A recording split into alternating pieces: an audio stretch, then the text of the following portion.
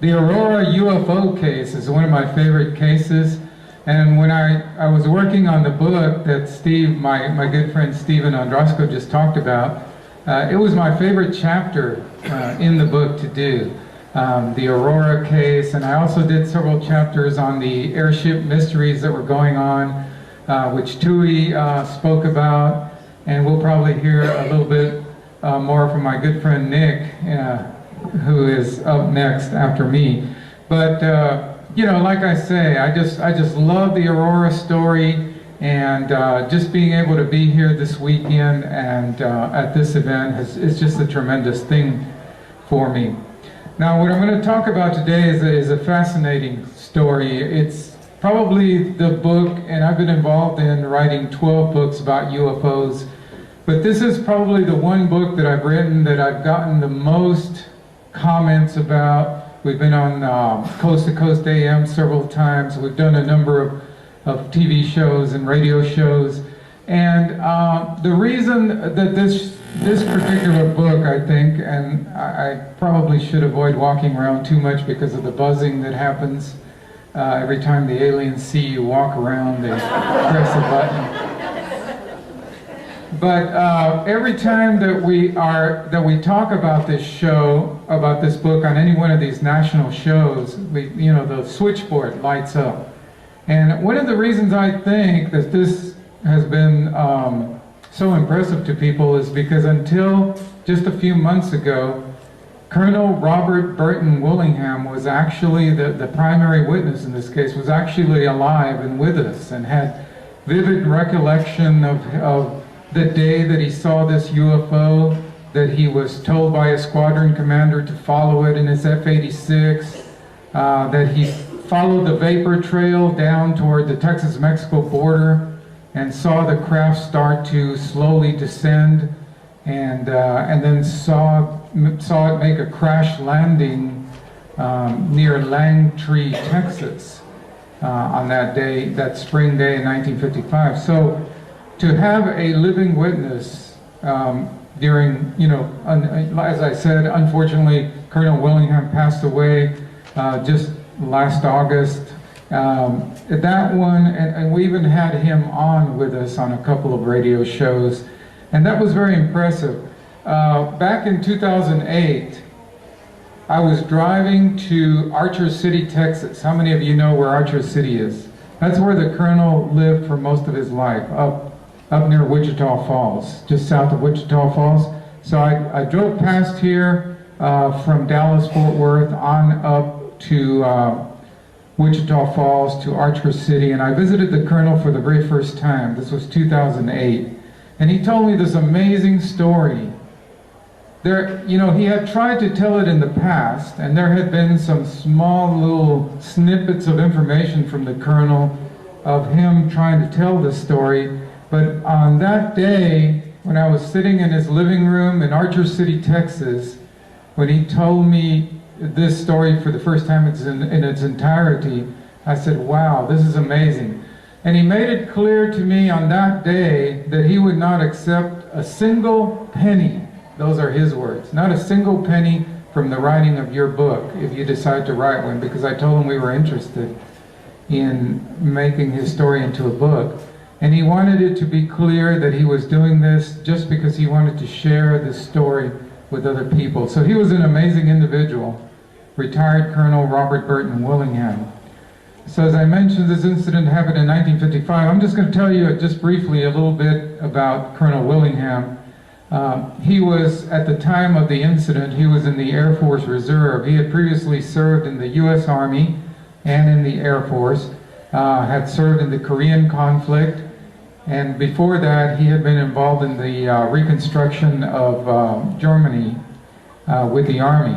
He was born in 1926 in Holliday, Texas, and he served in World War II, as I mentioned. It so happens he served with the 82nd Airborne and was part of the 288th Combat Engineers. Now what's really interesting is, as you all know, all UFO stories are, you bring them out and they're immediately controversial. There's the naysayers, the critics, who immediately jump in and try to discredit.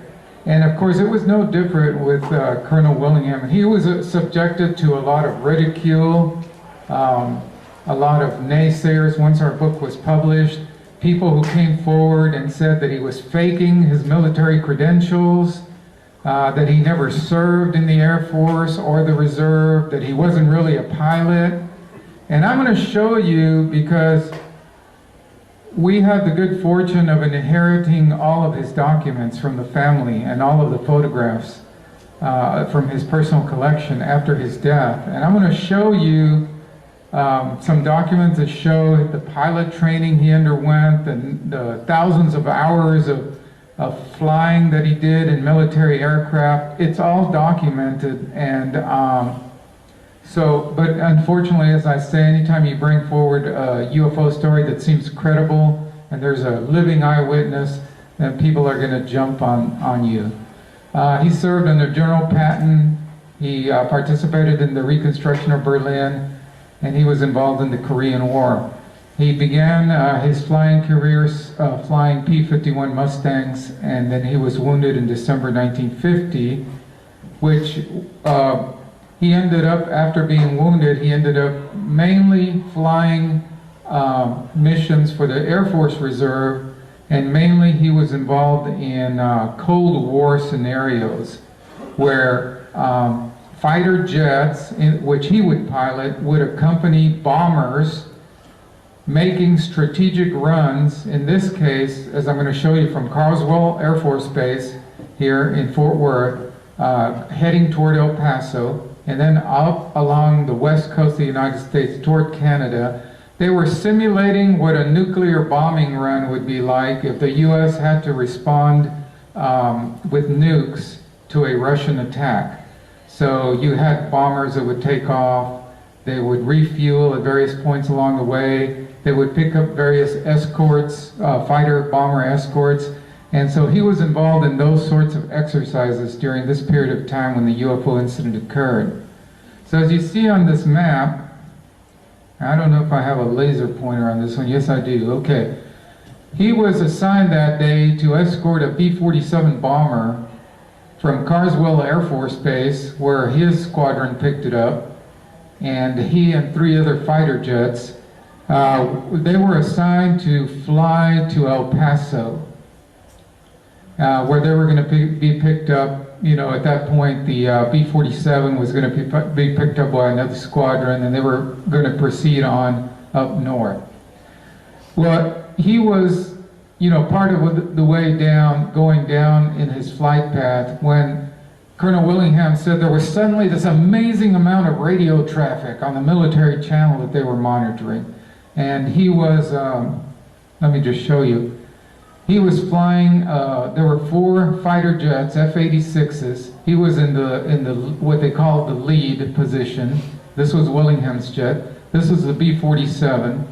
And there was this amazing amount of radio chatter on the military channel all of a sudden about an inbound bogey that had been spotted in the northwestern portion of the United States around Washington State, was moving very, very fast at speeds of over 2,000 miles and headed down toward their position. So it had been spotted along the way, and they had been advised that this was inbound toward them, toward that general area. Now, what Colonel Willingham said happened, and let me go back to this map, is there was a point at which everybody in this formation, all of these men who were later debriefed by the military and told that what they saw, they didn't really see, and they were not supposed to tell anybody about it, ever.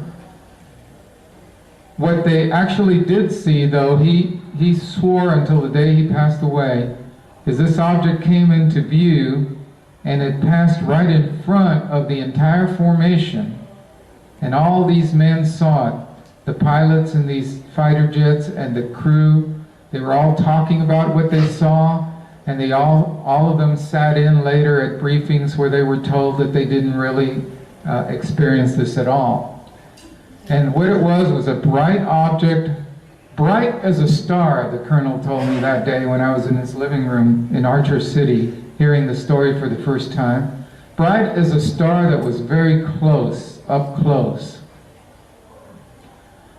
So he described it as a hugely bright, intense light, so bright he could hardly stand to look at it, and the speed at which it was traveling and darting around in the sky, the maneuvers that it was making were just incredible.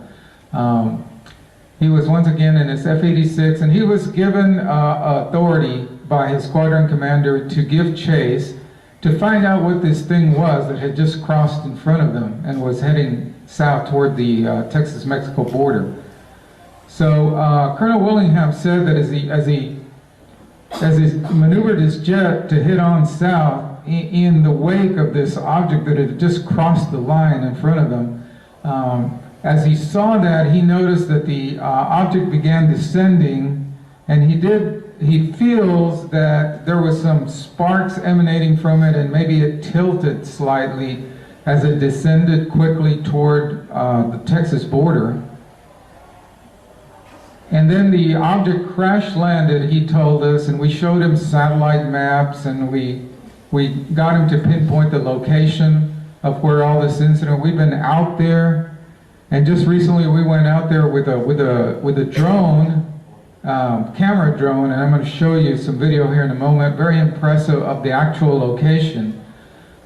This right here, for those of you that have been out to the Judge Roy Bean Visitor Center in Langtree, Texas, it's right around, these buildings right around here. And then there's a little circle drive, it's a dirt road that you can take that takes you right down close to the Rio Grande River. And you'll be able to tell better how everything is related to everything else in a moment when I show you the video. And the impact site happened just on the other side of the Rio Grande. There's a ridge here, and then up there's a cliff where the cliff falls down to the riverbank, and then there's this little interesting wash. Just keep this little white marking in the canyon, this wash, white marking area. Keep that in mind as you look at the drone footage here in a little bit. So what Colonel Willingham was, what he did was, he was in his F-86 when he saw this happen. He saw the object crash land. He had, of course, been hearing all the stories about UFO incidents throughout the United States. The mid-50s, that was a hotbed of UFO activity. We had had major waves of sightings all over the country, Washington, D.C., everywhere. So he wanted to know what it was that he had just witnessed. He wanted to go to the site and see for himself. So what he did was he got permission from his commander to return his F-86 to Carswell, and he went back down to the Del Rio area in a trainer prop plane called an Aeronica. And he told us that he set that thing down right next to the object that had crashed right in here. By the time he arrived back, and it took him several hours to head back down there and to arrive, by the time he arrived there, the whole area was teeming with military men. As far as he could tell, the large part of the men were wearing Mexican Army uniforms. But there were other men on the scene who were wearing civilian clothing, and some of them did not appear to be Mexican, of Mexican ancestry. Some of them could have been Americans, he said. Later, when we were interviewing him, we spent hours talking to him prior to publishing the book. He admitted to us that some of them could possibly have been CIA or U.S. military intelligence operatives. So the whole area was cordoned off. By the time he landed his small plane, and he had a friend of his who went with him as a second party in the Aeronica, and they both landed the plane and got out. This is hand-drawn by the colonel himself, showing what he experienced there.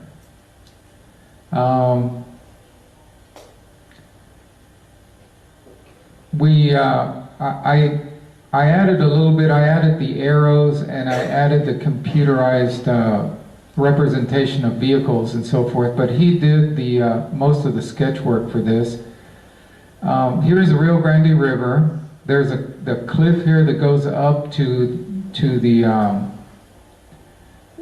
area where this happened, and he said he saw a skid path leading to a major concentration of the wreckage, and then at the lead end of that concentrated wreckage was what we would call the cockpit or the passenger compartment. The area where he saw the beings was up here. There were Mexican soldiers guarding the perimeter of the crash area. At first, his impression was that they were all Mexican soldiers, but later, as he considered what he saw there, it was clear that some of them weren't. There were a lot of vehicles parked here in this area. There was kind of a dirt road here. And in the pictures that you'll see that dry creek or wash coming down like right around here. And this is where Colonel Willingham brought his Aeronica, his small plane, down, and his friend, an electrical engineer, was with him. So let me just show you this video that we shot from a drone recently, so you can get an idea of what's out there. So this drone is taking off from Langtree, Texas, near the Judge Roy Bean Visitor Center. And just to give you a perspective here, the Rio Grande River is down here, and this is Mexico on the other side. So this is what I mean, this sheer drop off, these cliffs, and then up above is you know where this incident occurred. The drone is going to turn toward the area where Colonel Willingham said that he saw all of this happen. Okay, so here, the drone is moving closer to, this is the wash that Colonel Willingham described and what he identified for us in satellite pictures that we showed him. And this right here is where all the activity was, right in here. So once again, the Rio Grande River is down in here. There's a sheer drop-off right here. And everything happened. The area was cordoned off, and there were vehicles parked all along here. And we're going to swing back and take a look at where Langtree is relative to that. Okay, now we're going to revisit the same site.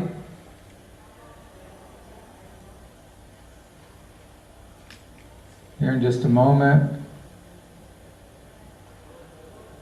It's this area here. Here's the wash that I was describing, and then there's a ridge here. And right in this area, Colonel Willingham parked his small plane somewhere around here, landed it.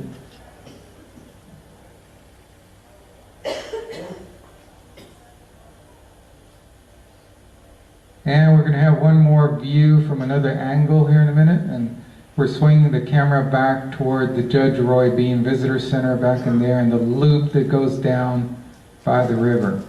If you all are ever in that area, it's really neat to go down there and sightsee.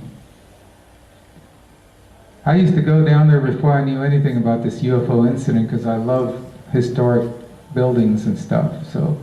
And here's another angle. This is where everything took place. This is the wash that Colonel Willingham described. Judge Roy Visitor Center is way down here. So we're looking a little bit off this way. And all of the activity that was going on was there.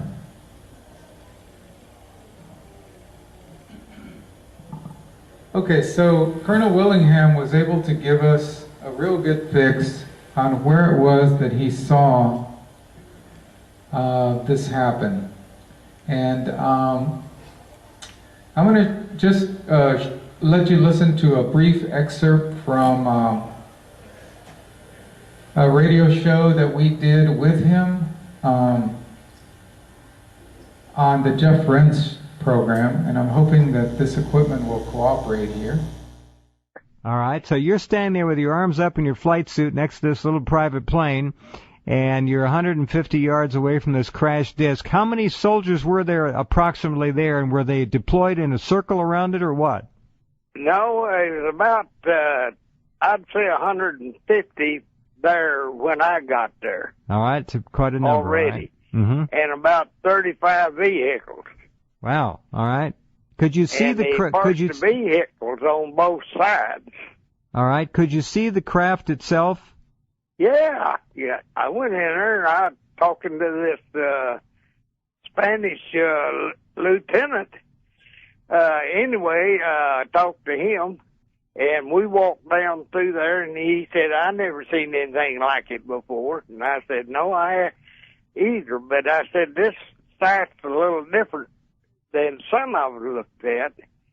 This one here had some solid pieces still scattered down through there. All right, so some of it was intact. Did it have any markings or anything on the exterior, or was it just the skin of it? Well, no, I picked up a little piece of it on the way out of there. Well, I know. I want to get there. I want to get there in just a minute. Hold on with that, please. All right. You walk up to this thing. Well, did the Mexicans let you get close to it, or did they hold you off a little bit? No, they helped me off till the lieutenant got up there. All right, and when he got there... I don't think they spoke very good English, the rest of them did. All right. I hope they weren't putting their guns on you all this time. Well, they had them pointed that direction. I get it. I get the picture. All right, so the lieutenant gets there. You walk up to the craft itself. How close did you get to it, Colonel? I walked right up and kicked a piece of it. Wow. All right. How big was it in diameter? About? Well, where it hit, there was a lot of small pieces, like 2 foot by 8 inches, maybe 2 foot by 28 inches. Just different pieces off of it, you know. Okay. Then it got on up to where it stopped. It looked to me like that it was a piece of 10-inch pipe that was real shiny. And I don't know if that was part of the fuel consumption part of it or what it was.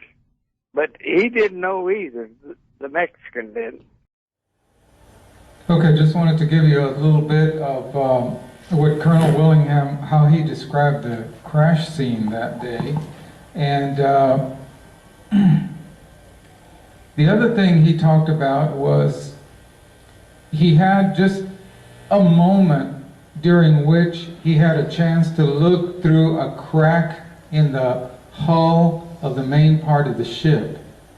And inside he saw the bodies of these little beings, which he's going to describe next. Was there any evidence of any life, dead or alive, around that object?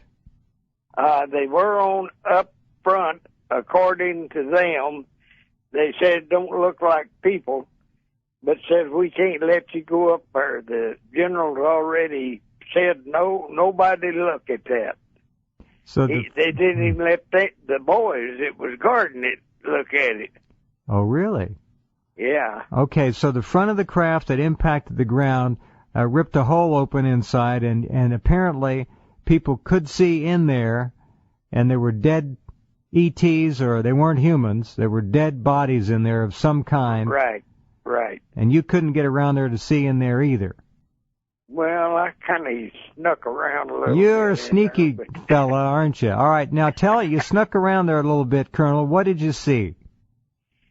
Well, it didn't look like human beings to me. How many of them were there?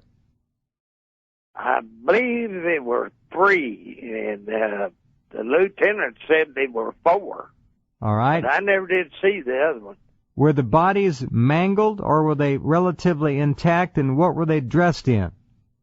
Well, they weren't dressed at all. Okay. And they were in a lot of different pieces. I didn't see but one that had a complete top. but I wouldn't swear what he was eating. All right. What did the head look like? Anything like we've seen in the common research literature, the big eyes, the smooth skin, or the little mouth? Did you see anything? Yeah, there's some of them that looked like that. They just, I don't know how you'd explain it, but they just, their heads and arms and stuff, their arms are little bitty. They look like broomsticks. Wow, okay. But That's they had... how big. Broomsticks. Go ahead. All right, no, I got you. They had no uniform on. They were just basically skin, if that's what their outer covering is. Yeah. No, any evidence of blood? I didn't see any. Okay, but they were... Man, all... I just got the glance in there, because he wouldn't let me go look in it. I just happened to be walking by it and looking in there, and he said, "Oh, you can't do that. You got to come over here." You're a smart man. I'm glad you did. All right, so he was quite, for the rest of his life, he was wondering what that was he had encountered. And I'm fast running out of time, but I just want to share with you one last thing, and then Nick Redfern will be on shortly. There was a piece of metal that he picked up. It was grooved and it had holes in it as if to dissipate heat. He tried to take it into a military lab for analysis, and then the lab closed and they claimed that he never had taken that piece of metal there and that the person he handed it to had never worked there. And so then the military made it disappear. Colonel Willingham fell. But we found in his possessions after his death, in looking through all his important papers, we found a little piece of metal, which you can see in this video that I shot. We found it in a little coin purse, and it looked like this. You all are the first to see this, by the way. We haven't shown it to anybody. It was a smooth, brushed 2-inch piece of metal. And we thought it was really unusual because it was the only non-document, the only item that was not a piece of paper that was in his possession at the time of his death. Why would he keep this? Why would he have a special container for it? So we weighed it, and it weighed 11.6 grams, just under half an ounce. And we subjected it to a number of tests, the specific density. Yeah, we discovered that it was non-magnetic.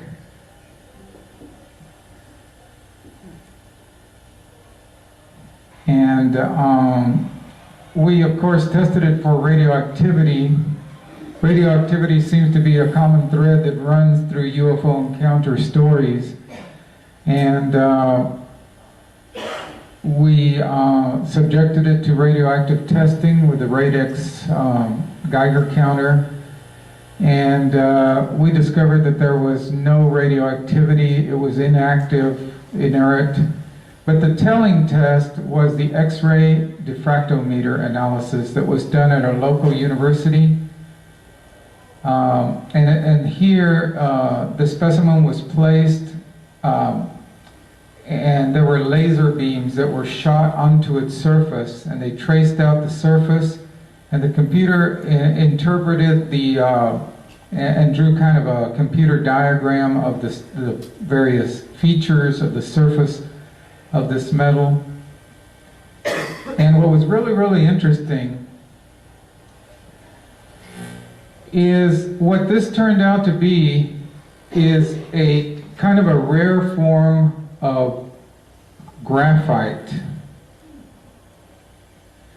And what's interesting about graphite, graphite is a form of carbon, which astronomers and scientists tell us is probably the most common or one of the most abundant elements in the entire universe. And what's really, really interesting is how graphite is used on our planet in many military and aerospace applications. It has been used for surface tiles on space shuttles, nuclear technology as a neutron moderator, under extreme cold conditions as a cryogenic, in cryogenic applications. The properties of graphite make it perfect for spacecraft components. It can withstand extreme temperatures. It's resistant to abrasion, high density, self-lubricating, stable in many ways. So graphite is being looked at for constructing various structures in the future by NASA for when astronauts go to other worlds. So another thing is that graphite has been used in the construction of stealth aircraft such as the stealth bomber. So the interesting thing is that yes, graphite is an element that we find here on Earth. It is not anything particularly obscure, but then again, it's an element that doesn't necessarily originate here on Earth, and it is an interesting material that has many military and aerospace applications. So we're still doing more research on this, but it's interesting that that was one object that we found in Colonel Willingham's documents after his death. Well, we'd like to thank you all for coming to this wonderful event, and you all have been a great audience. Thank you very much. Don't go away because my friend Nick Redfern, thank you.